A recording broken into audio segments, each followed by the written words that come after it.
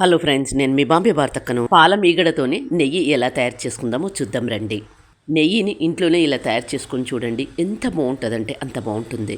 మీరు కూడా తప్పక ట్రై చేయండి. మరి మీకు ఎలా వచ్చిందన్నది కామెంట్ రూపంలో తెలియజేయండి. ఫుల్ క్రీమ్ పాలు తీసుకొని వీటిని ఒక గిన్నెలోకి తీసుకోండి. ఈ పాలను 1 లీటర్ వరకు గిన్నెలోకి తీసుకోండి. ఇలా తీసుకున్న వాటిని గ్యాస్ ఆన్ చేసుకొని ముందుగా మనం పోసి పెట్టుకున్న పాల గిన్నెను గ్యాస్ స్టవ్ మీద పెట్టుకోండి. సన్నటి మంట మీద ఈ పాలను వేడి చేసుకోండి. డస్ట్ లాంటివి ఏమీ పడకుండా ఇలా జాలి ప్లేట్ను పెట్టుకోండి. పూర్తిగా చల్లారిన తర్వాత వీటిని ఫ్రిడ్జ్లో పెట్టుకోండి.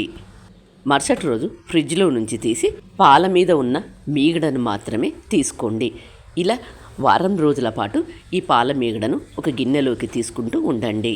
ఇలా కలెక్ట్ చేసుకున్న ఈ గిన్నెను ఫ్రిడ్జ్లో పెట్టుకోండి. 7 రోజుల తర్వాత గిన్నెలో నుంచి తీసుకొని మరొక గిన్నెలోకి వేసుకోండి. గిన్నెలోకి తీసుకున్న తర్వాత చేత్తో అంతా ఒకసారి బాగా కలుపుకోండి. ఫ్రిడ్జ్లో నుంచి తీసాం కాబట్టి చెయ్యి చాలా చల్లగా అనిపిస్తుంది. కాబట్టి చేతిని నీళ్ళల్లో తడి చేస్తూ కలుపుకుంటూ ఉండండి. ఇలా ఒక 5 నిమిషాల పాటు బాగా కలుపుకోండి. చెయ్యి చల్లగా అనిపిస్తుంది కాబట్టి మధ్య మధ్యలో ఇలా నీళ్ళల్లో చేతిని తడి చేసుకుంటూ కలుపుతూ ఉండండి. ఒక 5 నిమిషాల తర్వాత ఇందులో చేతికి వెన్నలాగా వస్తుంది. మరొక సైడు పాలలాగా సపరేట్ అవుతూ ఉంటుంది. మరికొద్దిగా నీళ్లు పోస్తూ చేత్తో బాగా కలపండి. చూడండి, చూస్తేనే అర్థమవుతుంది కదా, వెన్న తయారైనట్లు అనిపిస్తుంది కదా. ఇప్పుడు ఇందులో ఉండే ఇష్టమైన వాళ్ళు ఇలా వెన్నను సపరేట్గా చేసి పెట్టుకోండి. లేదంటే వేడి చేసుకోవాలంటే అందులో ఉండే నీళ్ళన్నీ వంపి వేసుకోండి. మరొకసారి ఫ్రెష్ నీళ్ళతో వెన్ననంతా బాగా క్లీన్ చేసుకోండి.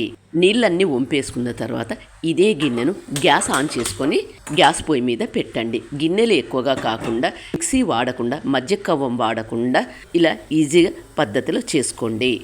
నెయ్యి చేసుకోవాలంటే మిక్సీ లేదా మజ్జిగ కవ్వం వాడుతూ చేసుకుంటుంటాం కదా, అలా కాకుండా ఈజీ పద్ధతిలో ఇలా చేసుకోండి. చేత్తోనే ఇలా పాల మీద మీగడను 5 నిమిషాలు కలిపినట్లయితే వెన్నలాగా వస్తుంది. ఆ వెన్నలాగా వచ్చిన దాన్ని ఇలా నెయ్యిలాగా కరిగించుకోండి. చూడండి, నెయ్యి ఎంత బాగా తయారైందో.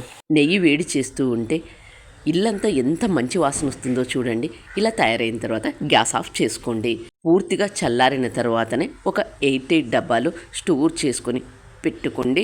నెల రోజులైనా ఫ్రెష్గా బాగా ఉంటుంది. మరి మీరు కూడా తప్పక ట్రై చేయండి. మరి మీకు ఎలా వచ్చిందన్నది కామెంట్ రూపంలో తెలియజేయండి. వీడియో నచ్చినట్లయితే ఒక లైక్ ఇవ్వండి, ఫాలో అవ్వండి. Thank you for watching.